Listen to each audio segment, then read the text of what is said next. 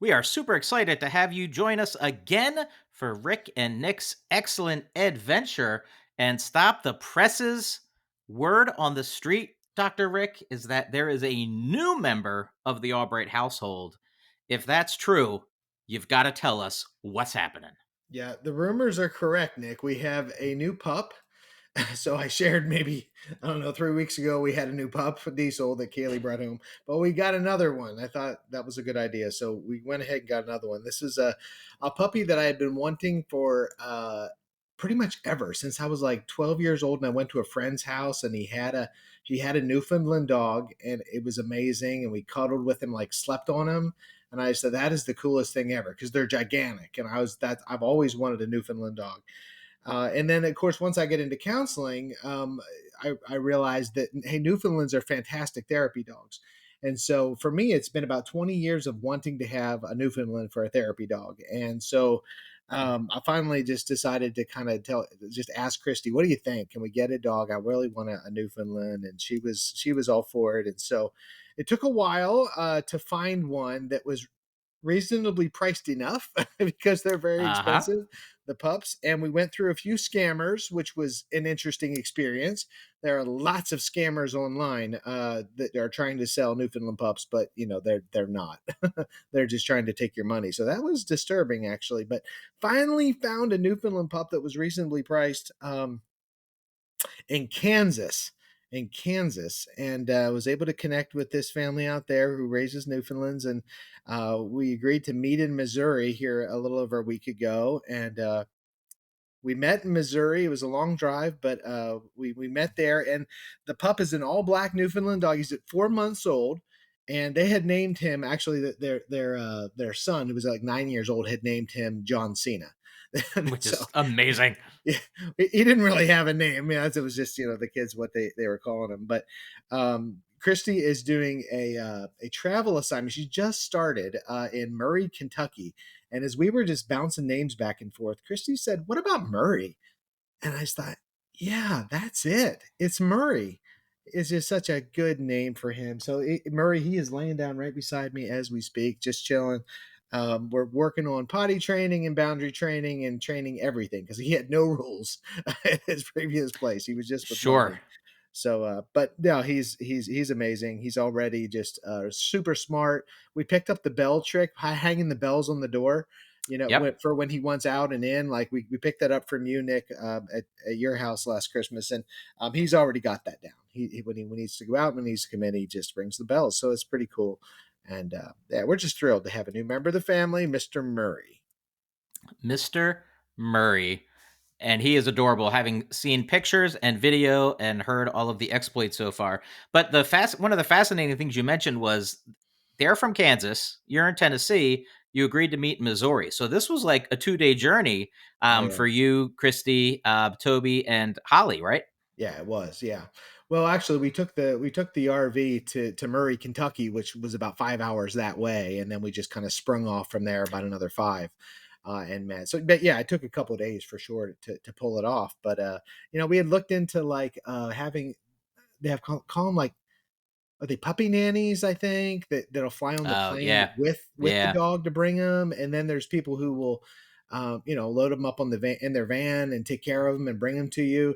But it was just so extraordinarily expensive. I mean, the puppy's already expensive, but just to pay kind of at least that, maybe twice that, to Right. have them brought to us, we just said no. We'll just drive it. We'll just drive it and meet them, and so it was the right decision. It gave Holly and Toby a good chance to bond with them in the back seat too, which they really did. He bonded with them very quickly. So yeah, but it That's was it great. was a trip.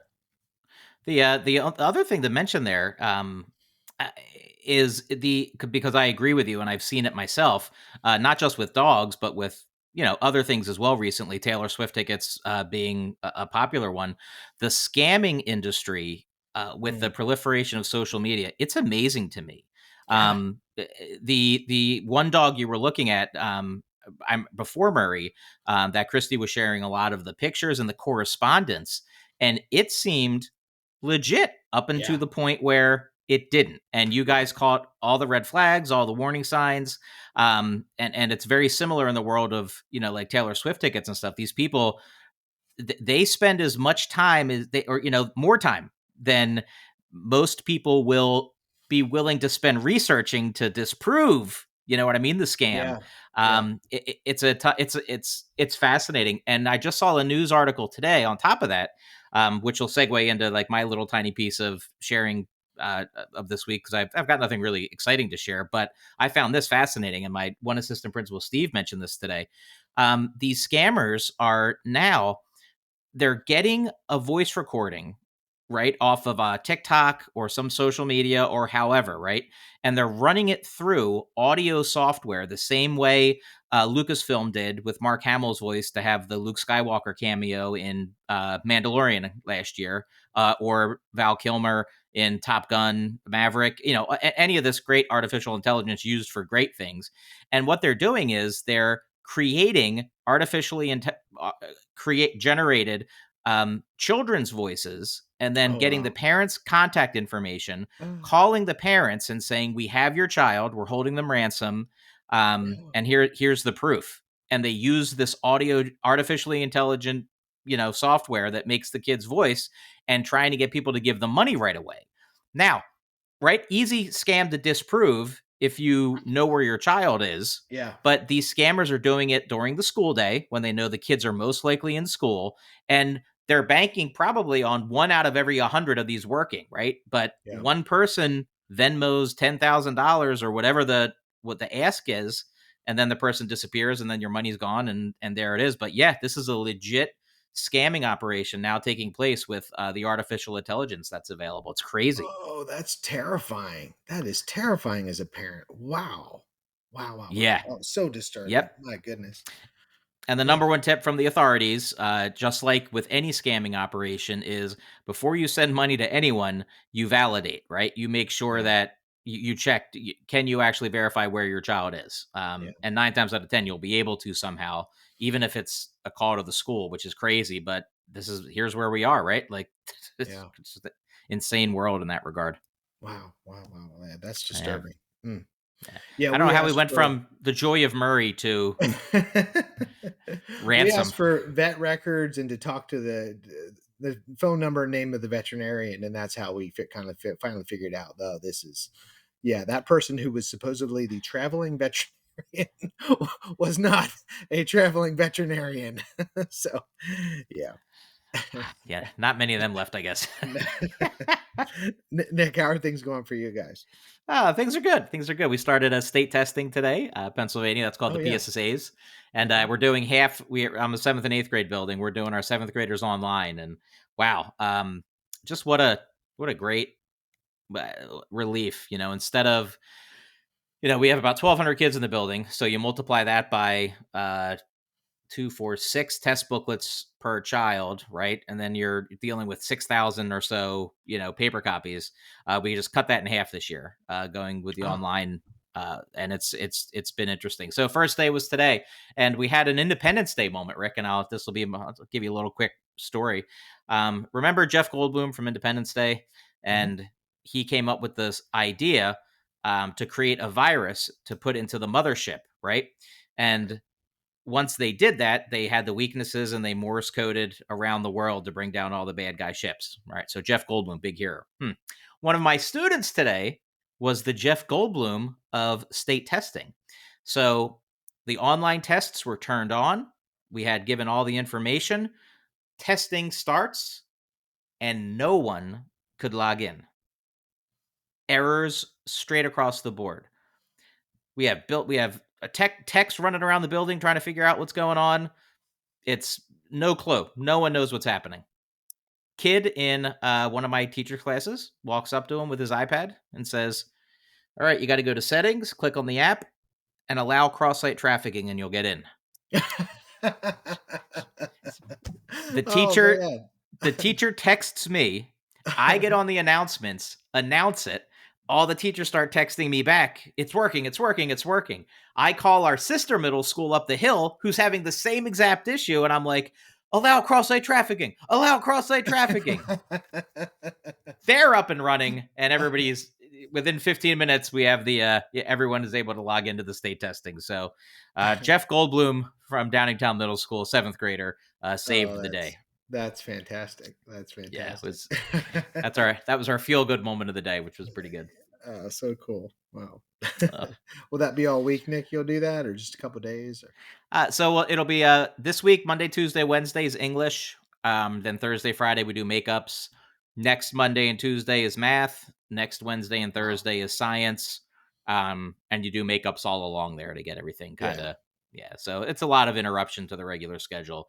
Um, but it's several years ago before the pandemic they actually shortened how much time we're doing the testing. The state of Pennsylvania did, so it's better than it used to be for sure. Okay. And why is it not all online? Why is it only half at this point? Oh, our district, in partial fear that maybe it wouldn't work, like the Uh, bandwidth and the internet and yeah. everything. We Okay. said, why don't we do seventh grade and not eighth grade? So that way we know for sure what we're doing with the paper, Yeah. and we test it with a one grade level. So That makes um, sense. yeah, now that we're seeing, and it also meant half of the brand new procedure for setting it all up and administering it too, which has been nice. Yeah. So a lot of positives to doing it the way we did it, or the way we're doing it. But yeah, a good first day so far. Wonderful. Wonderful. Good stuff. Mm. Yeah. Nick, I am thrilled about this blog today. So can't wait to talk about this when I get a chance to read it here a few days ago, and I just can't wait for everybody to hear it and for us to talk about it a little bit. So let's turn it over to you. All right. So this week's blog is called "The Good Shepherd." I am the good shepherd. The good shepherd lays down his life for the sheep. I know my sheep, and my sheep know me. John 10, verses 11 to 14. In a world besieged by social media and an always on news blitz, this quote can drum up a variety of imagery and responses. Some will think of the continued school shootings occurring throughout the United States. Others will think of the relatively trendy and overused political term, sheeple. But for our purpose today, we'll key in a bit more literally. Jesus used this metaphor to help others understand that he was willing and able to die for those who believed in him, just as a shepherd would die protecting his sheep. And it would be his choice to die because he loved his people so much, like a sheep or like a shepherd loves his sheep. It wasn't just a job or an assigned responsibility, it was a calling, a mission. It illustrates an incredible dedication for service to others. Today, we hear buzzwords like quiet quitting, barely minimum Mondays, and violating my personal boundaries. When balanced and taken in full context, it's absolutely true that we have to protect our own well being. Heck, I preach it myself, and my dissertation was about longevity at work. But post pandemic, maybe the pendulum has shifted a bit too far. The service professions that we've chosen are noble. Our clientele is precious. The mission is critically important. So maybe we should be ready to make great sacrifices to defend and advance that goodness. This work is more than just a job.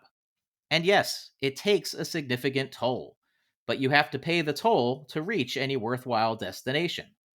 When the wolves surround the flock, the shepherd can't say, I'm not feeling it today. I need a nap. We know what we've signed up for. As Hyman Roth says in The Godfather Part 2, this is the business we've chosen. If you love the vocation you've chosen and you believe in the mission of serving for the betterment of others, then own it fully.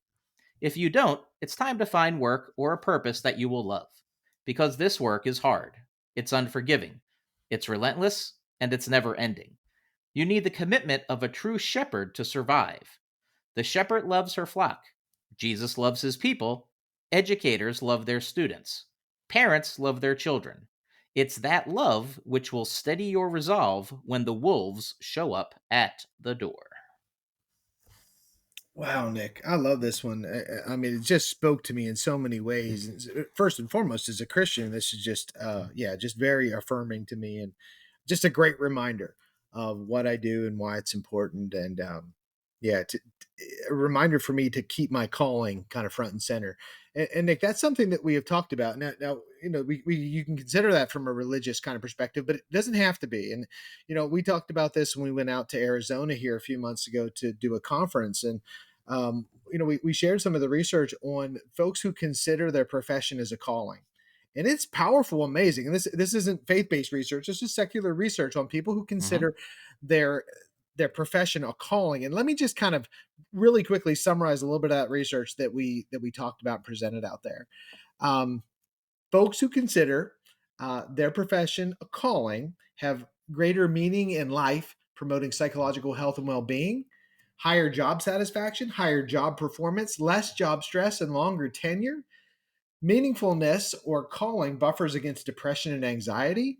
Work as a calling results in a greater work and life satisfaction, greater commitment to the profession, less stress, depression, and avoidance coping. It improves job performance, job satisfaction, organizational citizenship behavior, and overall well being. Um, People who consider their work a calling are more likely to endorse personal values related to social justice and spiritual fulfillment, greater enthusiasm and commitment, and less concerned about sacrifices that accompany teaching or the helping professions. It just goes on and on, really. There is so much value to consider the work that you do as a calling. And again, it need not be necessarily be a religious calling, but it just could be a place where you identify you have a specific skill set that aligns with a need that exists. And when you find that sweet spot, a place where you can kind of jump in and meet a need, especially in the helping professions, and you can derive much satisfaction out of doing it. Although, as you point out here, it's challenging, it's difficult, it's frustrating for sure. I'm reminded of when I started my PhD program. First day, we met with kind of other students years ago, and one of the current students of the program said a very common line is that if it were easy, everybody would do it. Anything worthwhile is not easy. It's difficult. It's challenging, but ultimately, it is worthwhile when you persevere through the difficult times. So, those were just a few of the initial thoughts I had, Nick. How about for you? What thoughts did you have, or kind of? I'm curious where this kind of emanated from, or what you were thinking. So it was actually interesting. Because we've kind of been building on and working on this theme for a while in regards to everything you just talked about and described. A big chunk of what our presentation was, and as we're just passing Easter season, a lot of the scripture that just kind of floats across the airwaves Yeah, is a lot of the Good Shepherd. It comes up quite a bit. The John verses from John 10 in particular. And as I was thinking just about what a shepherd actually does, because man, that is a job of commitment. Not always exciting. You're always on. As part of your job, and it has to be more than that. Like that is your flock. Those sheep belong to you.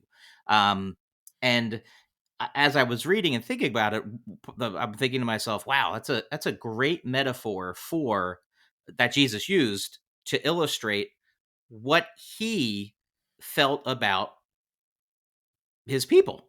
Uh, yeah, and I feel like that's been, and again, there's tons of room for subjectivity and what you believe and don't believe, but I feel like over the years, we've bastardized the idea of a shepherd and the term sheeple in particular. These mindless people. Well, no, that's not. You can't use the metaphor as a direct, apples to apples. It's a metaphor for a reason. It's not so much illustrating. Um, especially in Jesus's case, it's not so much illustrating what the sheep are doing. It's more about what the shepherd is doing. Like that's the purpose of that yeah, metaphor and yeah, that analogy, that using that analogy there. Um, so I'm like, man, in a lot of ways, it's just gotten a bad rap recently, but it's so applicable to the things we talk about.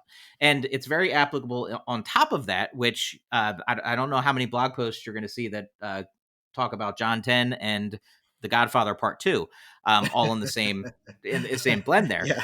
But on the Rockstar Principles podcast, John and I did a whole series on leadership lessons from The Godfather. We called it the Middle School Mafia.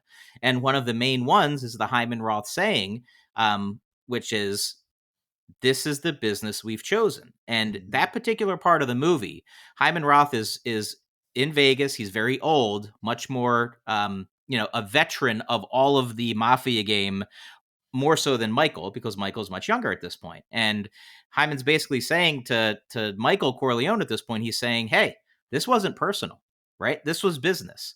And yeah, you almost died, but look, this is what you chose to do. You chose to be in this business. This is the business we've chosen. Yeah. You can draw a direct comparison there to leadership in a service field. And I guess it all kind of tied together for me with we've done so much recently on self care and looking for that, finding that meaning in your work. But I do feel like every once in a while, it doesn't hurt to have a little bit of a cold water reminder Yeah. of suck it up, buttercup. Like this is Yeah. this is what we've been put here to do. Yeah.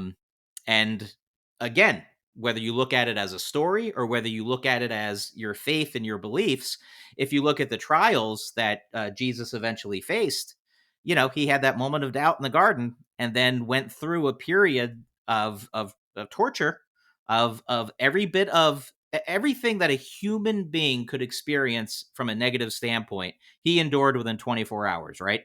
Fear, betrayal, physical, mental exhaustion, having everyone around you being against you, not being able to, look at your loved ones in that moment and tell them, or, you could even know that you were associated with them, and then ultimately to die to make that sacrifice. Um, is that sacrifice the same in the service professions? Unfortunately, with school shootings and things, sometimes it is. There's teachers and principals who lay down their lives for the people they're in charge of. But moreover, it's also the look at, sometimes we do got to own the sacrifices that you make to be in this profession, and sometimes Yeah. that comes at the expense of family time. Sometimes that comes at the expense of um, not making as much money, Yeah. of having your boundaries violated, of all of these things, right? Taking public ridicule and criticism and whatnot. So that's kind of Yeah. where I was coming from with a lot of it. Yeah, no, that makes sense, and I think it's a powerful metaphor for sure, for sure. Yeah, you kind of talk about this is not to invalidate people being frustrated at all, right? No, Because these are reasonable frustrations that people have. But one of the things that I see, Nick, from my perspective, is I think sometimes get complaining mixed up with advocating. They don't kind of distinguish between the two. They're complaining, but they wouldn't say they're complaining. They'd say, "I'm just advocating for change." No, right. there are some similarities, but there are some distinct differences. And I was just jotting down a few that I thought of, and they're likely more, or maybe I'm a little off with this, but I think some of the similarities between complaining and advocating are, you know, passion, investment, authenticity. Like those are true for both, right? That's why it's easy to Yep. confuse the two. But there are some differences, and one is what's the goal? Right. And so when somebody is complaining, I think typically they're complaining because they're cathartically venting. They need to unload and Sure. they want affirmation and validation. That's what they're Yep. looking for, right? I need to unload and I need somebody to affirm me. But when you're advocating, the goal is much different. It's identifying concerns, making thoughtful recommendations for improvement, for things to get better. That's very, very different. That's a different goal, right? The other one that I would mention that I thought of is the audience. Who are you talking to, right? And so if you're complaining, it's maybe family, friends, or colleagues is somebody Yep. you're unloading to help kind of provide you that cathartic space, that safe space, and also maybe some validation. But if it's advocating, maybe it's also colleagues, but maybe it's also supervisors, and you're doing it in a direct, in an appropriate chain of command, right? So I just think there's some differences, and it's helpful for folks maybe just to kind of remind themselves, maybe just for me to articulate it for myself. Yeah. There are differences between the two, and it'd be good to just kind of remember that.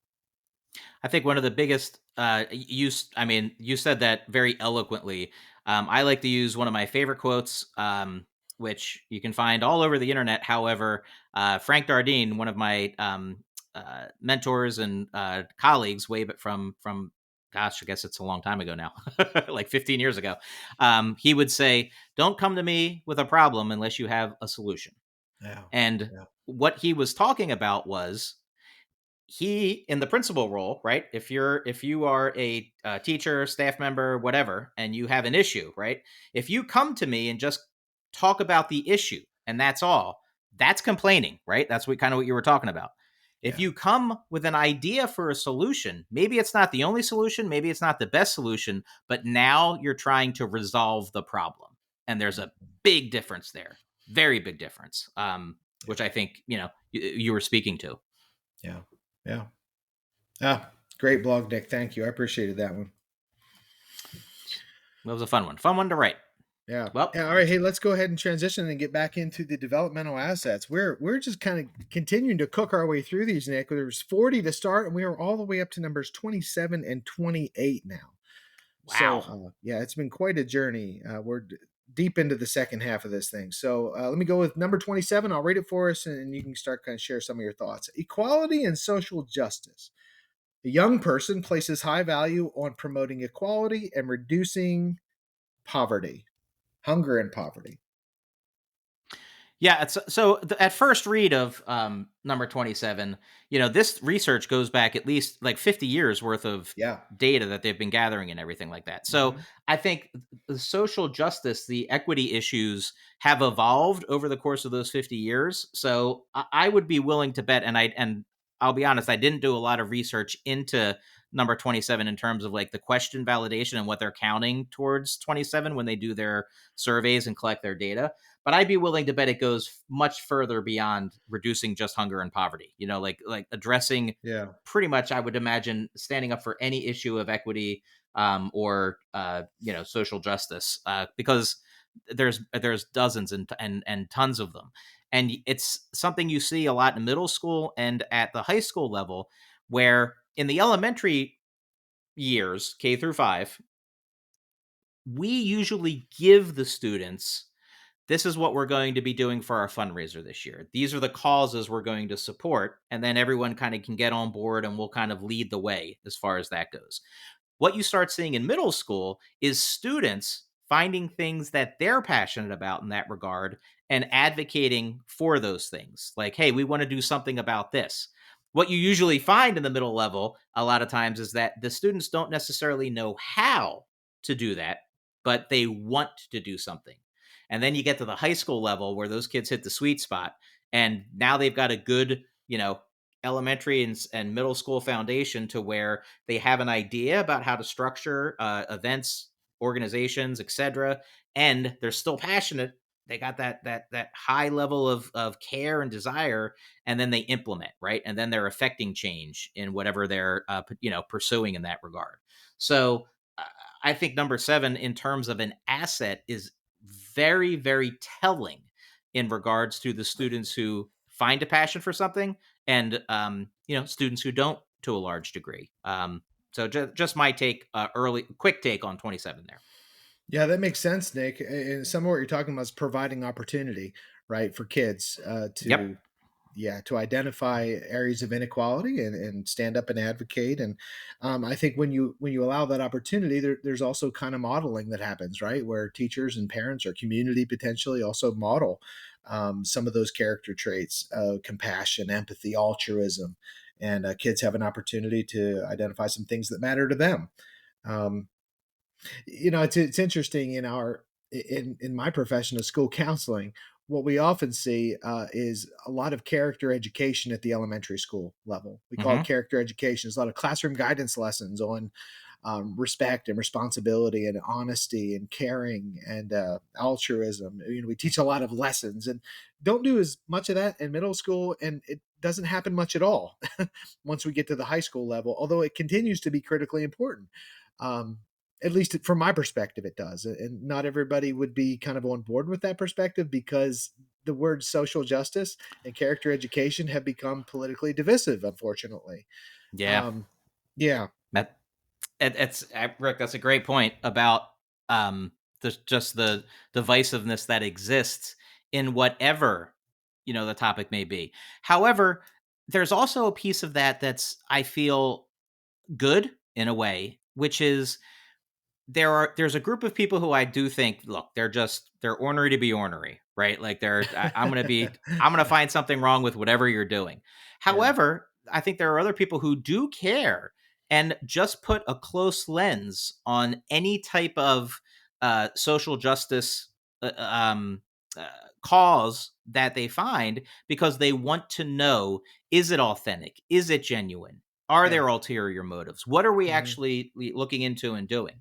And over the years, I've encountered really thoughtful, good people who have just questioned a variety of different things that they had questions about. A good example, and I'll just give one simple one, was years ago, shortly after I arrived at Downingtown Middle School, Chick-fil-A, the local Chick-fil-A, offered us a really, really lucrative fundraising opportunity. Everyone, we have two Chick-fil-A's in the community, both sides of the district, and the car line is always wrapped around at least 3 times deep to get Chick-fil-A. However, there was some criticism and there were some questions about embracing Chick-fil-A as an organization doing the fundraiser. And these were from very legitimate concerns, about the Chick-fil-A, the founders' opinions and thoughts politically and towards certain issues. Um, and then the flip side to that was that, well, Chick-fil-A's are also independently owned and franchised, and they do put a lot of emphasis on trying to be in the community doing things as well. So we had to weigh a lot of that in addition to the bang for your buck.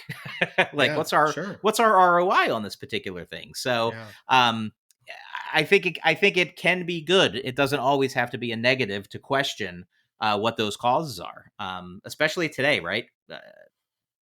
Yeah. It's Yeah, for sure. Yeah, for sure. And hopefully, ideally, folks can kind of work together to collaborate, right, and to find a middle ground. Keeping in mind something that Nick, that you say a lot. Your mantra as an administrator is what's best for the kids, right? Put the yeah, students first, and if everybody's kind of got that mindset going in, not kind of coming first with their political party or even their religion, but what's best for the kids.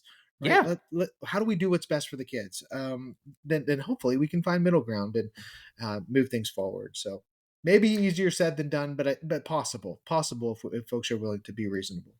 definitely. And we like to give advice, Rick, on the show whenever we can. And for number 27, for teachers, schools, administrators, one of the best pieces of advice I can give you in this regard is if you're trying to cultivate this by real action. Number 27, local. Find local charities, find local causes. Stay I don't like to use the term stay away from, but stay away from the more global, big picture giant organizations, and see if you can go a little more grassroots to stuff happening in your community. Food pantries, SPCAs, whatever the particular local group is, and there's always a lot of them. Something that you can see the difference you're making, and probably has a little bit of a quote unquote safer political Yeah. scenario for you. Yeah. Wow, well said. Yeah, I mean, the whole idea behind this is to help kids develop kind of internally the idea that these are good things to do, right? To move towards equality. Yeah, to help other people, to develop compassion, and if they can see kind of the fruit of their efforts, I think, right, locally, that's going to help to instill those values more so than contributing to a national cause, which might be worthy, but also it might not see exactly, how their efforts contributed. Exactly. Yeah. Yeah. All right. Hey, how about number 28? This one's integrity, which is an interesting word for me based upon the definition, but I'll go ahead and read it. The definition from the Search Institute is the young person acts on their convictions and stands up for their beliefs as integrity. Yeah, I always thought integrity was a little bit slightly different of a definition. Yeah. But then again, Rick, as a professional wrestler, Kurt Angle's definition of integrity is usually what I go with. And he was a bad guy a lot of times, so he was always a good guy. Sometimes he was the bad guy, and he still said he had integrity. So maybe this definition does completely apply uh, in this particular situation. So, Rick, I went first last time. What are your thoughts on this as an asset in regards to the conversation? Yeah, I had a couple thoughts on this one. I think advocacy is important for sure. Um, but effective advocacy is not just venting our perspectives and frustrations, right? It almost kind of sounds like what we just talked about, a little bit earlier in response to the blog. And I think sometimes it gets confusing here, right? I mean, we're talking about advocacy again, and I think it's important for students to be able to kind of differentiate, as we were just talking about earlier in the Good Shepherd blog. And just as important as being able to stand up for their beliefs and convictions and identify what those beliefs and convictions are, I think it's important for students to be able to manage ambiguity. right? To Hmm. see both sides, to do good perspective taking, to learn how to compromise and collaborate with others, to do conflict resolution. I think these are kind of really important, not just dispositional characteristics, but also skills that students learn how to do. And I don't mean to ignore the idea of integrity, but I'm offering just another perspective of something that I think is related, but and equally as important.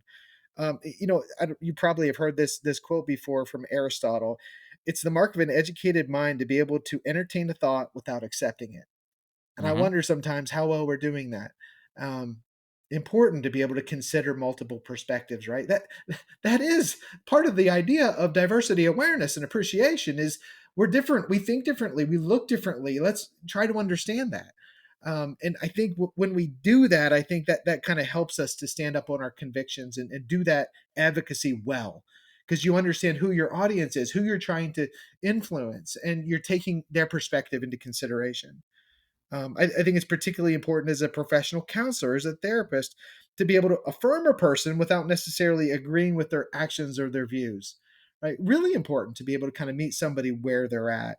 Um, those are some of my thoughts here. Advocacy is important. Teaching kids to be able to self-advocate, important. But I guess I just want to say I think there's other pieces that are important, kind of building blocks towards allowing students to do that well, and just sort of society to be able to kind of live in more harmony than I feel like we're living in sometimes. Yeah, for sure. I think you really touched on really the expansiveness of what integrity actually is. My favorite uh, definition. So, when you look up different definitions of integrity, or ways that it has been defined and or researched, they usually focus on between 5 and 6 different characteristics. I have one favorite in particular, and this is simply from study.com. And nothing particularly research driven, but I kind of thought that these summarized a lot of what you'll see from definitions of integrity: respect, Mhm. honesty, grace, responsibility, patience, hard work, and accountability. So we've talked a lot about, respect and honesty. I think grace is an interesting concept or construct in regards to looking at it through the lens of integrity. Yeah. Kind of interesting there. But also then the notion of accountability. So someone with integrity is going to own what they say and take responsibility for it. So that becomes a big chunk too. And from that lens, it fits, I think, the asset definition of number 28. Like, a student is learning to be accountable for their own actions. And, you know, as I said it a million times, my motto in life, I learned it from uh, teaching the emotional support kids. I found that the kids who had the most success later in life were the kids who embraced either you run the day or the day runs you. Hmm. You're Yeah. either a person who does onto the world or the world does onto you. You're a victim or you do what you can to not be a victim. And that's a quote by Jim Rohn. Either you run the day or the day runs you. An expert on success back in the 60s, 50s, and 60s, I guess, way back when. But I, also fits the definition of integrity, I think.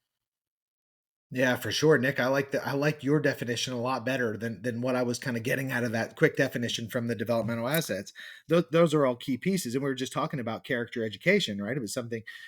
Those are, you can imagine, guidance lessons on those things, on respect and honesty and grace and responsibility. In fact, I know school counselors are doing that all over the country. They're trying to instill those values, and I hope they keep doing it, and I hope that. Yeah, I hope so, because I think it's important work to do for sure to help kids realize the value of those character traits. But let me also say this: um, probably no, definitely more important than those lessons is a faculty that models them. Right? It's a faculty that models those character traits, because kids learn much more by by what they see and experience with the people they care about and who care about them than they do from a lesson, a half-hour lesson. Um, yeah, but it gets to, you, for me, it's for you as an administrator hiring people. I know that's got to be of Yeah. critical importance to you, that you're hiring people of integrity and then trusting them to do a good job. So, yeah. Yeah. And that's not easy, man. That's a whole other, in fact, we should do a whole episode on that. In fact, we did. We talked a lot about it when Carl and I were on. When Carl and I were on your podcast, we came to your class that night Oh about a yeah, year that's ago, right. Yeah. and Uh-huh. talked about the tricks and the trades of hiring, and that's a great summary, Rick. Like someone who has integrity. Um, it's not an easy thing from an intuition standpoint necessarily to find, because Yeah. you can BS through an interview. Maybe you can BS through 2 interviews and 3 interviews and get a job, but in the profession of teaching, it's going to come out. Yeah. uh, Sure. Sooner Under all usually that rather than stress, for later. sure. Yeah. Right. Yeah. Yep. Hmm. Yeah, and everybody's got 2 or 3 references or recommendations that look good, right? So I don't know Hey, you how know much what? I was value they are. So so funny you mentioned that. I was talking to my buddy Rich. We ride bikes, and when we're out on like long rides, we're always you're always looking for stuff to talk about, right? So Rich likes to ask usually one education directed question per ride, which I love because I really feel like Rich thinks about this before we go riding. Like I really feel like so what a cool that's a cool thing in a friend, like just yeah, to be like, we're gonna be out there for 2 hours. I want to have a topic to talk about, right? So yeah, anyway, he asked me basically that same question, kind of like the um uh, people's true nature. Does it come out? Do you see it? Like, does it? Can you really tell? And I was like, well, not always. Like, yeah, anyone can get if full disclosure, like I try to be, whenever I give a recommendation, I try to be as honest as I can be, because if a principal's asking me for their advice from taking someone from me to take to their school, I don't want to dump problems on them, but sometimes I just want to dump problems on them. So I might give a kind of not totally including everything recommendation, because it yeah, benefits me. So you're right. Anyone can get a couple references right, to make themselves look better than, they might be. So yeah. anyway, that's yeah, to your point. I guess it's an art, right? Yeah, for sure. Oh man. Well, Hmm. another good conversation about the assets, but I am excited to move on to our next segment, the Every Rose Has Its Thorn segment, because I have absolutely no idea how you came up with the idea for this one. And I feel that the world and our listeners deserve an explanation. For Every Rose Has Its Thorn this week, you proposed doing kinds of butter, not brands of butter, kinds Correct. of butter. Correct. Oh, I. How, how does one? I'm a big fan of butter, Nick. Uh, but as am I. I but I was thinking about it specifically this week because I tried a new kind of butter and that it's going to show up on my list. So, Okay. so I thought, well, this would be a fun thing to talk about. So, yeah. So you want me to go ahead and go, I believe it or or you want me to not, I start? am. I am also prepared. Okay, So, good. yes, I want you to start, but I just want to be upfront by saying I'm going to blow your socks off with my rose. I'm All going to right. blow them off. All right. Let me start with my thorn because I've got a few roses to go through. My thorn is apple butter. It sounds appealing. I like apples. I love butter, but it doesn't work for me. Try it on toast, try it on bread, I just try it plain. I'm just not a big fan of apple butter. I want to be, I'm just not. That's my thorn. All right, but I got plenty of roses here. Let me All start right. with peanut butter, preferably with chocolate. Mm-hmm. Movie theater butter, the more the better on our popcorn. We've talked about that before on the show. And salted butter, always salted butter for cooking, right? Doesn't matter brand, but salted butter. And the one that kind of got me thinking about this week is I tried a new kind of butter, Trader Joe's cookie butter spread. Trader What? Joe's cookie butter spread. And all I do is grab a big spoon and eat it, and it is absolutely fantastic. It's just a jar of cookie butter spread. It tastes like cookie dough. It's amazing, but it's butter kind Wow. I like every word of that. Cookie, I like. of. Dough, Yeah, yes, yeah, and butter. Hmm. I have no words to. So basically, it's just cookie dough. Yeah, I guess so. Yeah, but they call it cookie butter spread. Yeah, yeah, Oh, wow. Okay. All absolutely right. delicious. Yeah, Uh huh. highly recommend. Try that out. Wow. Is this something that you would try to duplicate at some point? Like, is the Trader Joe's cookie dough butter spread something you would try to make yourself? I no, because it's a little different than cookie dough. I'm not sure exactly how they do it, but it's fantastic. It's got a little crunch in it. It's really really good. I'm overall not a huge fan of Trader Joe's, but we got this maybe a month or so ago, and it's Okay. just been sitting on the shelf, and I thought, let me try this, see what this is like. I kind of forgot about it. It was hidden in the cupboard, and I took a big spoon and gave it a try. And, oh man, Wow. that's Okay. delicious. I don't really know if you spread it on anything, or I'm just taking it by the spoonful at this point. So there you go. Oh, well, I had one thorn, and Okay. what I was going to do in mine is disprove the thorn. So it actually is going to be a negative, what do you call it? A net zero thorn. And then I have two, what are they called? Help me, roses, two roses. Wow, I'm totally blanking for some reason. All right, here we go.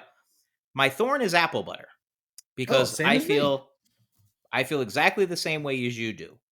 But I had to negate it because back in 2007, when I started working at Downingtown West High School as an assistant principal, we had a tech ed teacher, also taught photography. Her name was Carla Plumchuck. And Carla, every year around Christmas time, would make apple butter Hmm. every year. Homemade apple butter.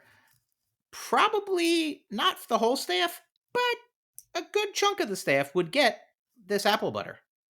And my opinion was, even though I don't like apple butter per se, Carla made this apple butter. This is homemade apple butter. Carla's from, close to the Lancaster area, right? Which Yeah. if you're gonna trust a butter from anywhere, it's gonna be there, that area. And I made a conscious effort from 2007 until about 2000 and like 19ish, 20ish, when Carla retired. She came over to Downingtown Middle School with me uh, around 2012 or so, and would eat the apple butter every year. And I grew not to love apple butter, but to appreciate apple butter. And I think it's because of the love that Carla poured Ah, into secret the apple ingredient. butter. Secret Love. ingredient. Yeah. Carla Plumchuck, also now retired, so if she's listening, also was the inventor of something that could have made her a millionaire. In about 2014, we lost all of our cafeteria help staff, so no one wanted to do the job anymore. So we basically started doing the table wiping in between lunches, and back then it was a rag and a bucket with the soapy cleaning solution. And Carla came in one day and goes, "Wouldn't it be easier if we could put like one of the long mops on a pole and get that into the cleaner and use that to cover more surface area with a better ergonomic motion?" So she actually fashioned them in the shop rooms, and we began using what we termed squee chucks, we call them. Plum chuck, Okay. squee chuck was like a squeegee, but Carla Plumchuck invented it, so the squee chuck. Wouldn't you know, right around 2018 or 2019, all of the school supply companies started selling their fancy versions Oh of the man. squee chuck. So we use those now, not the hand created ones anymore. But she would have been a millionaire had that panned out for her. So Wow. yeah, I wish that would have. So apple butter and squee chucks were the staple of Carla Plumchuck. In You know, addition to the, go ahead. Go ahead. that's a great name. In fact, Nick, I'm just imagining that on the shelves. Carla Plumchuck's apple butter. I would buy that. Even though I'm not a fan of apple butter, that just sounds delicious. That sounds perfect. Yeah, agreed. And if you knew Carla, if you did a caricature, if you had a good artist do a character similar to like the picture we use for the podcast, that could go right in the center of the jar for Oh Carla wow. Plumchuck's apple butter. Like it would be Yeah. a perfect. It would totally work. I think Um, I And think the Carla, just Shark let Tank would invest in that too. I trust me. You put Carla in front of Shark Tank, she's going to sell something Yeah. to him. I mean, it could be Oh, multiple things. She could definitely. that's awesome. Yeah, but Awesome. just Carla's lovely person. Just kind, thoughtful. Just so nice. Miss her quite a bit. So that would have been my con. But my positives are I have two: popcorn butter, Hmm. far and away greatest invention in the history of mankind.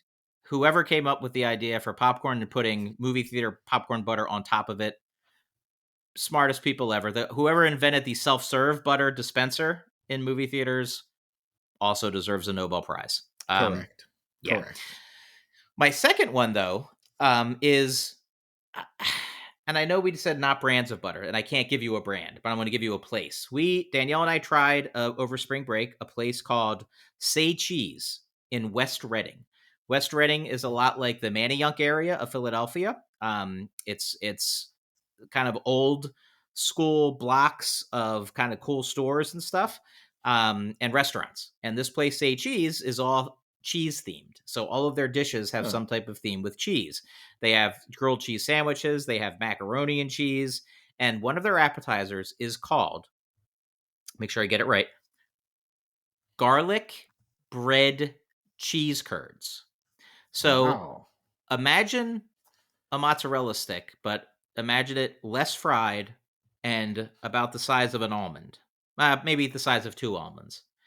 Imagine biting into it and tasting the juiciest garlic bread you've ever had with butter and cheese all at the same time happening simultaneously, attacking every sense you have with garlic, buttery, cheesy deliciousness. That's the only way I can Wow. describe these things.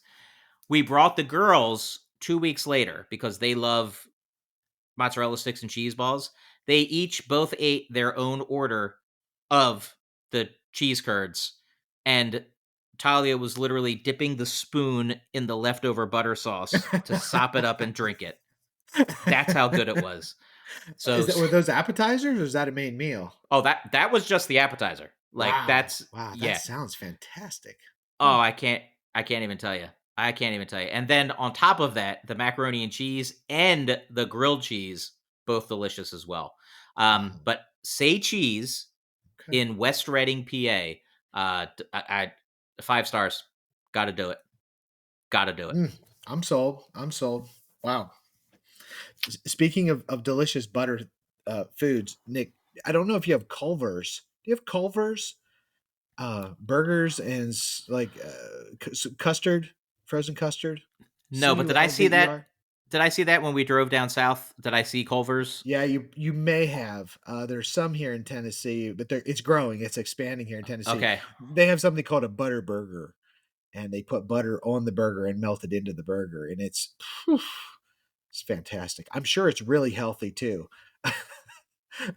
but it's really good, really good. Wow. Wow. I did See, just read this a is a good recipe. topic. Yeah, I just actually, it's really great top. I just read a recipe for hamburgers on the grill Uh where huh. after you season your burgers however you season them, then you slop them up with butter before you put it on the grill, and that helps you prevent from burning the outside of the Oh yeah, burger and also having butter on it. Some, I mean, yeah. oh my god, butter burger, Hmm. Culver's butter. I mean, Yeah, it's a wow. double cheeseburger with butter in it. It's pretty phenomenal. Pretty phenomenal. Oh gosh, that sounds amazing. Whew. All right, All well, right. wow, that turned into a great one. But I guess now it's time for a couple questions. I think so. Okay. Hey, we got one here from Alex and Andrew. Do you believe in spanking? That's pretty direct and to the point. Not sure if Yes. this is parents, teachers, or anything else. Context matters here a little bit, but I'm guessing it's spanking youngsters who are misbehaving. I think maybe the approach we should take with this. Yeah. Do you want to tackle it first, Nick? Sure. I'm going to give you the totally non-research based answer, just my opinion. So my answer is no. I don't think there's ever a reason for spanking. Just my opinion. My dad, who passed away a long time ago, 2001. Um, he had a rougher upbringing, and it was more commonplace in the type of upbringing he had to for discipline to be administered via beatings, physical. And he basically said, uh, what the, there's not very few things I can pass down to you, and I want to pass down that I never hit you, I was never physical with you, and that's just one of the things I'm asking you to pass down as well. Huh. Um, and that's always, in all of my experience in education and working with kids, I can't say that I've ever seen a good reason for it that couldn't be accomplished in some other way. Yeah. Um, Again, I know that there's research in both directions on this, and in some states it's still legal. Parts of Texas, a lot of schools still use the paddle as an alternative to detention. Um, but that's just my take on it, Rick. That's just my because it's a family thing, I guess. Yeah, yeah, no, that's cool that your dad made a point that you wanted to pass that down. That's very cool. Hmm. Look, the research is actually, I think, pretty clear on this. Nick, is most researchers say just don't do it, as you already articulated. There are better choices, better things to do. I can say, with my kids, we didn't give any spankings to Holly or Toby. We did to Desi and Kaylee. Maybe we did with Holly and Toby when they were like 1 year old and kicking while we're trying to change their diapers, something like that, right? Where you're not going to have a conversation with a 1 year old when you're trying to Right, change right. their diaper. So a smack on the butt to get them to settle down so you can clean them up.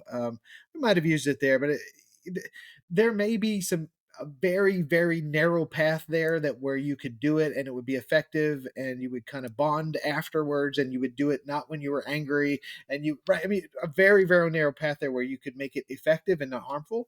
um, but I think it's just so much safer to say there are other things to do. There are other ways to discipline. There are other ways to get your point across, that are more effective, and you don't kind of run the risk of negative outcomes. So overall, I'd say no, probably not. And I think that's probably what most pediatricians suggest at this point. So Yeah. Thanks, Alex and Andrew. If we misinterpreted your question, though, let us know. Send us another email, or you might be looking to write to a different show altogether, depending on what definition of spanking you're talking about. it's possible. Yeah. What do we got next there, Rick? All right, Michelle and Mr. G. Michelle and Mr. G. What discipline? This is a very similar question here, Nick. What discipline strategies do you recommend I use with my kids? They are 8 and 9 years old.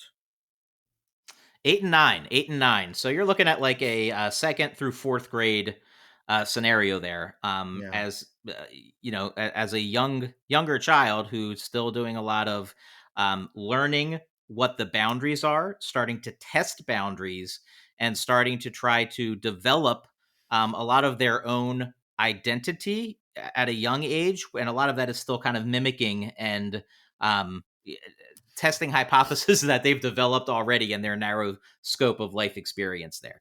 yeah. I this is totally your area, Rick. I'm just going to mention one of my absolute favorite resources. It's a book I read in my first year of teaching. It's called Teaching with Love and Logic. It's Mm, by Charles Fay, Jim Fay, and David Funk. Lots of excellent classroom management type strategies that are yeah. given in that book. One of them is delayed consequences. And through the years, I have found this to be one of the single most effective strategies, whether it's my own children or whether it's kids at school.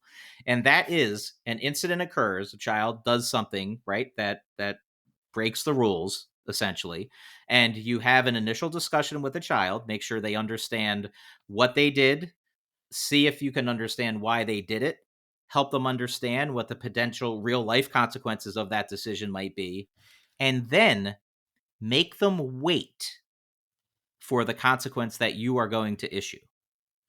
Sometimes that's a day, sometimes that's the weekend, sometimes that's just a couple hours, sometimes it might be a week, maybe more, who knows, depending on the situation and the Mm, scenario. But delayed consequences has the effect of something we talked about on the show before about wait time and the importance of wait time. So it's something to just consider there. And that was one of the things that stuck with me. They wrote a book a few years later in 2006 called Parenting with Love and Logic. This time it was Jim Fay with Foster Klein, employing a lot of the same strategies, but tying it directly to a parenting type strategy and approach. Easy read. I love that they do like box summaries at the end of each of the strategies or chapters that they kind of discuss there. And look, I'm not saying I agree with everything within the Love and Logic system. You can go to loveandlogic.com and see pretty much everything you could want to see about what they promote and how they do it. But that's just one of my favorites. And I always kind of recommend it to people when they're asking for a framework to understand discipline. Um, Yeah. Definitely more interested in hearing your take on this, Rick, from the counseling lens. Well, Nick, no, I think those are really good suggestions. I think mine are going to kind of mirror those. Yeah, the one resource that I would recommend to parents, and it's a little dated, but you know, it still works, and it's one that Christy and I use with our kids. Is 1, 2, 3 Magic. 1, 2, 3 Magic. Thomas Phelan. It's a great, simple strategy. You count to three, and there's a consequence at three. But you give kids a chance to think about their actions and how to change their actions. And there's no consequences for one or two, but obviously there is for three. And it's amazing how much it works. Not in every situation, and not with every kid, but with a lot. I think you can help kids by practicing the correct behavior. We did this with Desi one time, who it's silly, but she's gonna be mad at me. When she was really little, she just wouldn't flush the toilet when she had gone to the toilet, and so we practiced it. We practiced flushing the toilet until she got very tired of us practicing it, and it just that behavior was just extinct. I think you can use timeouts effectively. I think they can be overused, but for an eight Sure. and 9 year old, it could be used effectively for a kiddo who just needs a little bit of time to think, to calm down and rest. Um, I think consequences that are relevant to what happened, right, to the misbehavior, that are reasonable, that Hmm. require, and this is one you talked about, requiring responsibility, requiring a kid to take responsibility for what they've done, or correct it, right, in some way, or apologize for it. I think we'd be careful while we want to do those things. I think we'd be careful not to shame kids, that we don't want to do things, whether it's a spanking, even if you're going to use that with a 1 or 2 year old. Really, that's not something I would recommend at all. Pretty much any situation for an 8, 9 year old, that feels very shaming and belittling. But not just spanking. I think there are other kind of consequences for an 8, 9 year old that are shaming and not appropriate. Um, I think when a kiddo misbehaves, it's easy to get frustrated, and it's understandable to get frustrated. But there's also an opportunity for teaching, correcting, and connecting. And so I think if you give some of that wait time, Nick, that like you're suggesting, it gives you an opportunity to think about what can I teach? What skill, what information can I teach? Can I correct what happened? And I can use an opportunity to connect, with the kiddo, son, daughter, student, whatever it might be. So those are a few examples or situations I think that could be helpful. Michelle and Mrs. G, good question. Thank you for sending it in. Great question, and so many different takes on that particular scenario. Just because it's 8 and 9 is a specific time frame, Yeah, but everything you said, I think, bears heavy weight in considering different approaches to take there. So, Nick, we got well, one more. yeah, this is One more. an interesting one. Yeah, this is Jim from Gatlinburg. I assume that's Gatlinburg, Tennessee. Really cool place, not too far here from where I live in Tennessee. Asks this: if you could take the DeLorean anywhere and any when and where would you go, and what would you do? Well, Rufus does this all the time. I just feel True, like true. he kind of does it through the plot device of a different type of time machine. Um, like probably a phone booth time machine, I would imagine. But Right. if we're talking DeLoreans, this one's an easy one for me. I would go back to uh, the Civil War time, uh, probably closer to the midpoint of the Civil War, and I would want to sit down with Abraham Lincoln, Oh and wow. I would just totally want to get his perspective on how he was able to manage conflict in both the country literally tearing itself apart and all the conflict and strife that was happening in his personal life as well, with his wife and his children. And also how he was handling the stress and the responsibility. Like how did he take those situations and actually survive them and thrive in them? Um, Wow. yeah, one of my favorite Lincoln books is Team of Rivals by Dolores Goodwin, I believe it is. Or wait, did I get? People are going to crucify me if I didn't get that one right, because she is. I've read several of her books. Doris Goodwin, Doris Kearns Goodwin, and she basically talks about how Lincoln, rose to the presidency, uh, basically not being considered fit for that role. You know what I mean? And then chose his cabinet, and a lot of whom who disagreed with him ran against him. He didn't just pick yes people, and wound up being extremely successful, probably partially as a result of all those things. So for me, I would just be so fascinated to go back and from his lens, the social, the emotional, the political aspects. How did he manage that? Because I just feel like he navigated our country through the most important part of history Yeah. under stress that we haven't seen since. Just amazing. Oh man, what a cool one, Nick. You've probably seen this list before of all of Lincoln's failures. Have you seen that Yeah. before? Oh yeah. Like he failed at so many things, running for senate and running for president, and having depression, and just all these things, all his failures, right? And then of course, if you're doing that with students, so can you guess who this is? And it's one of the most people in American history. Um, what a cool conversation that would be about. We often use that when we're teaching things like growth mindset, right? Yeah. To a failure is really just uh, yeah, what is it? First opportunity to learn or something. A fail, Right. first, Yeah. Yeah. First yeah, attempt in learning or first something. attempt in learning. That's it, right? Yeah. Yeah, I mean that would be such a cool conversation to talk with him. For me, it's like, how do you fail so much and yet just keep plugging forward? How did you do that? Where did that come from? And what was that like? So, oh man, that's a good one. I like that one. Hmm. How about you? I'm going to take a little more personal approach to this one. So, I probably told you before, Nick. My dad died in 2008, and so from 1998, after I graduated from college till 2008, I had this amazing 10 years span of that. My dad was my best friend. It was awesome. 10 great years to just kind of have my dad be my best friend, and I miss him every day. So for me, it would be taking the DeLorean back to like 2005 and just spending time with him. Just spending time with him would be kind of the ultimate. The serious kind of take for me would be, yeah, that's what I would want to do. Yeah. Those are. Yeah. It's, that. Yeah. Not much to say to that. That's Yeah. I mean, yeah. That would be a great. That's a great trip right there. That would be a Yeah. great trip. Mm. Do you have any? Did you think of any in addition to that were more uh, just indulgent, like a more of a Back to the Future uh, choice as well? Because it's like we both picked pretty heavy ones there. Yeah, for sure. Well, could back up to like well, maybe I'll stick with 2005. So maybe while I'm there, I would, or what was it, like 2008 of Bitcoin? When did that originate? Oh, oh, that's a good question. I would well, how about just like Apple pre 2007 even to get in, or 90, like 98? Yeah. Yeah, yeah, somewhere in there. That could be a good one. Yeah, that's kind of like taking the record book, right? The sports almanac or whatever Marty had. Um, yeah, that could work. I might do that. Yeah, that could be super cool. I Yeah. think if I so for a fun one, I think I would love to see Fraser Ali 1 live. Oh wow. Uh Or huh.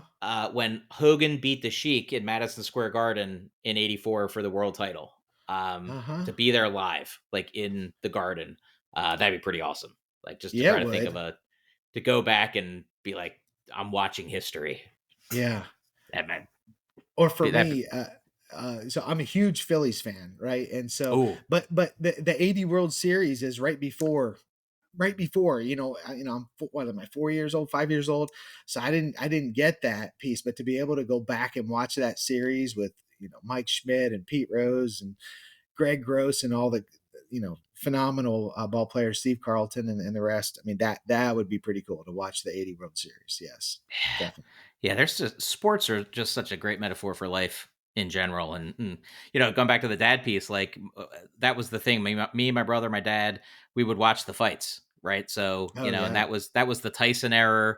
Slightly before that, you had the Sugar Ray Leonard, Marvin Hagler, yeah. Tommy Thomas Hearns. Hearns. Yep. I mean, you just had there was great boxing during that time period, and great heavyweight boxing too. So and we've been fortunate in the past couple of years, I guess. So I can't really even complain that much from a time machine perspective, because we had, the Fury Wilder series, which was an Mm-hmm. excellent 3 series Mm-hmm. heavyweight, big fight feel and all that kind of stuff. So, yeah, there's so many DeLorean scenarios that would be great for sure. Yeah, absolutely. Nick, where did you pay per view those Hearns Sugar Ray Leonard fights? Is that how you guys watched them? So back then, in the late '80s, a lot of that was still ABC, and Okay. like not pay television. And then early '90s, it started to be either HBO, Showtime, or pay-per-view. Kind of became Okay. more in vogue, I guess, late '80s, early '90s. Yeah. And then my dad would, get the pay-per-views. And Yeah. our Uncle Max and Aunt Kathy would come over, or some of their older friends, and we'd watch the fights. Always a good time. Speaking, my dad loved to. I inherited my novelty of trying weird things, or being into weird things that most people wouldn't spend money on from him. I think, and I could be wrong about this, I'm going to see if you remember. Right around the 90, it had to be the 90, it was the 92 Summer Games. Crystal Pepsi had just come out, and the pay-per-view Olympic triple cast was a thing. 3 pay-per-view channels that showed every Olympic event 24 hours a day, live, depending on where it was happening. And I think at the time it was like $102 for all 3, of the triple cast channels. I think my dad was the only human being on the planet who bought the triple cast. But I'll tell you what, we watched red channel, white channel, blue channel, all Wow. 92 Summer Olympics long. So Huh. every qualifying heat of Summer Sanders' swimming exploits, I was there for all of it. Oh wow, that's fun. Yeah. The triple cast. Yeah. Well, Rick, another excellent episode. Yeah, for sure. Man, I'm hoping Carla Plumchuck does kind of come out of retirement and make that apple butter and sell it, because I think that'd be a huge hit. I'm definitely going to. I'm definitely going to copy Carla on our Facebook post when this episode goes live, because she, hopefully, she'll listen in and appreciate the fond memories of Carla and her apple butter. Keep sending your questions in, folks, to excellentadventure@gmail.com. Yeah.